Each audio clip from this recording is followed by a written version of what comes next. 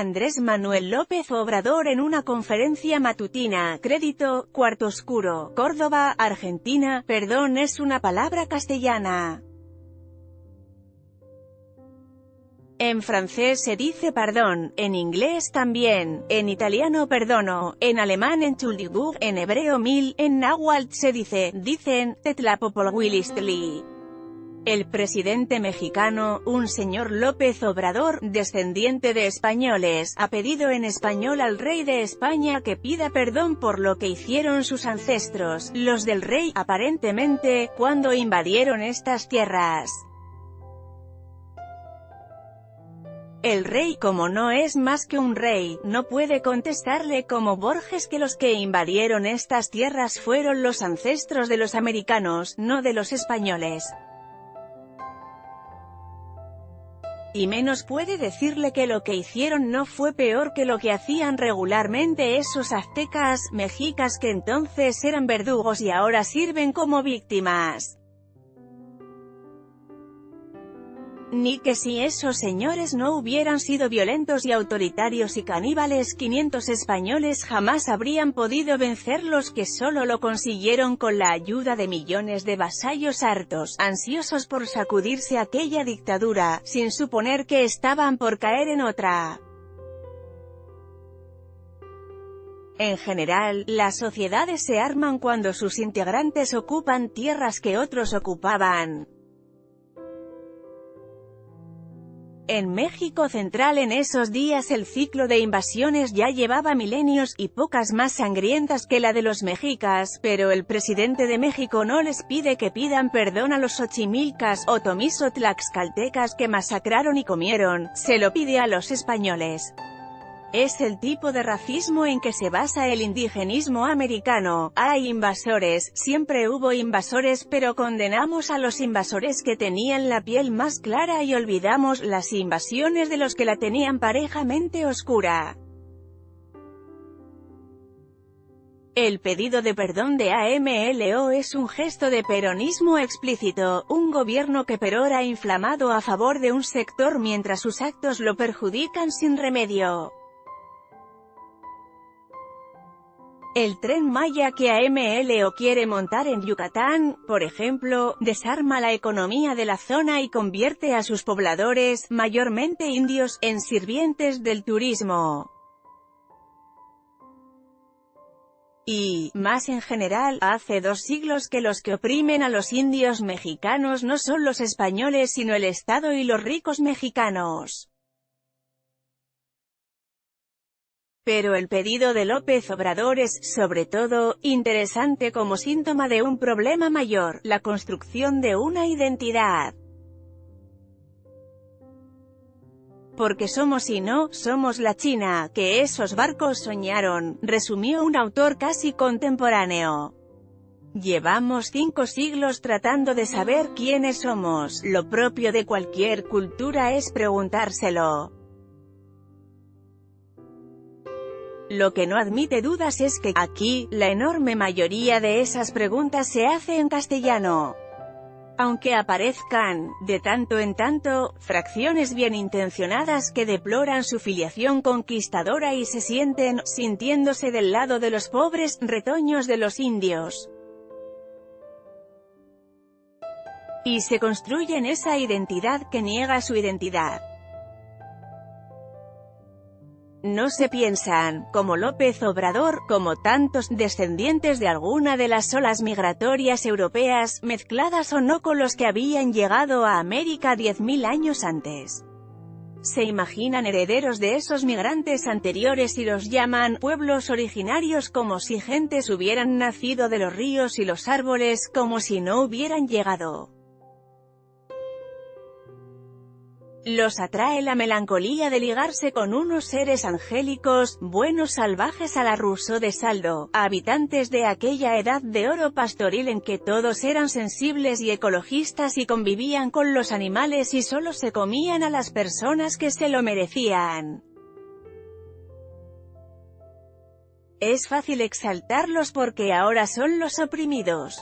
Pero, por desgracia, nada demuestra que los que sufren el poder son mejores per se. Lo son mientras no lo tengan. El problema del poder no es quién lo ejerce, es el poder, que cambia, claro, a quién lo tiene.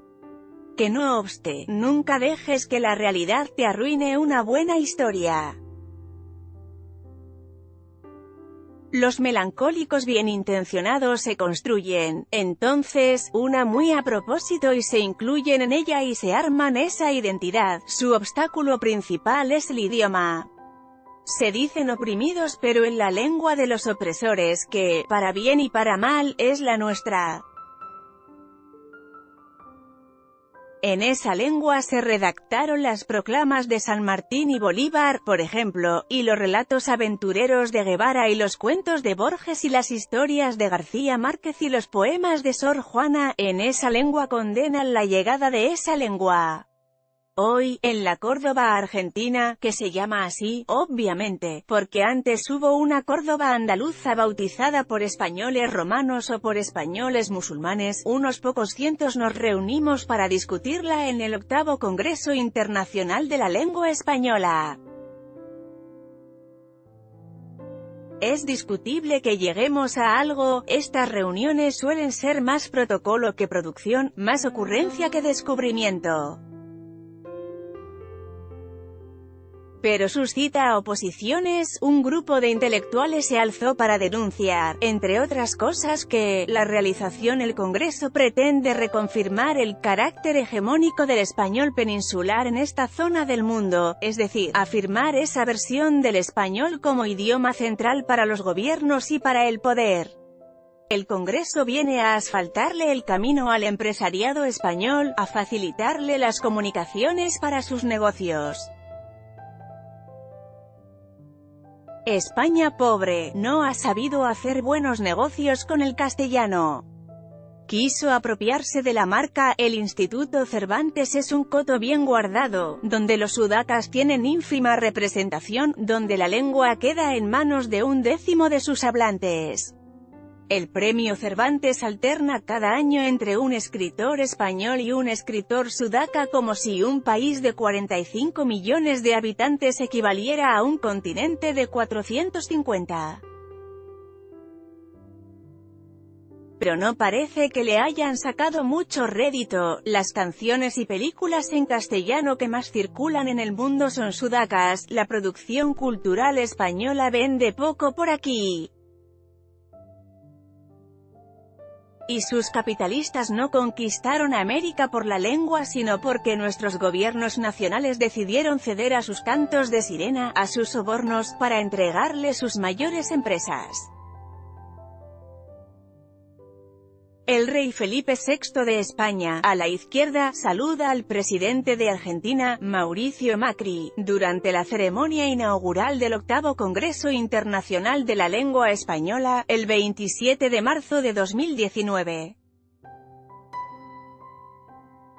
Foto, cortesía presidencia. Sin embargo, ayer en la mañana, mientras dos jefes, un rey, un presidente, se afanaban por maltratar suavemente la lengua en su inauguración, cuando uno habla de José Luis Borges y el otro ni siquiera se queda a escuchar a Mario Vargas Llosa, dan ganas de ponerse a ulular en comechingón, el idioma supuesto de aquellos cordobeses anteriores. No tendría sentido. Somos lo que somos, y lo que sirve no es la nostalgia sino la creación. Usar, para ser otros, esta lengua que tenemos, ese presente que tenemos, romperlos, rehacerlos. El castellano suele conseguirlo. En su inmensa variedad está su fuerza, por ella escapa al poder de las academias. Si normativizar lo que dice un país de 45 millones es difícil, hacerlo con 15 o 20 países es felizmente imposible. Los intentos de control son palos en el agua. En este congreso, por ejemplo, la academia quiere tratar los cambios que causa en el idioma la irrupción de las nuevas tecnologías. El primero de esos cambios es producir tal diversidad, tal flujo, que elude el control de las instituciones. Así, la famosa academia corre el riesgo de dejar de ser real y volverse decididamente ficticia. Los escritores, los cantantes, los cineastas, los youtubers, los presentadores de televisión, los muchachos del barrio, las chicas en revuelta influyen en la lengua, la tuercen, la rehacen, las academias, poco. Y sus palabras nuevas inducen realidades nuevas, búsquedas, rupturas. Así, puede que inventen, incluso, otras maneras de pedir perdón o de otorgarlo, o de hablar de las cosas que sí importan. Martín Caparrós es periodista y novelista. Su libro más reciente es la novela «Todo por la patria». Nació en Buenos Aires, vive en Madrid y es colaborador regular de The New York Times en español. *Copyright 2019 The New York Times News Service.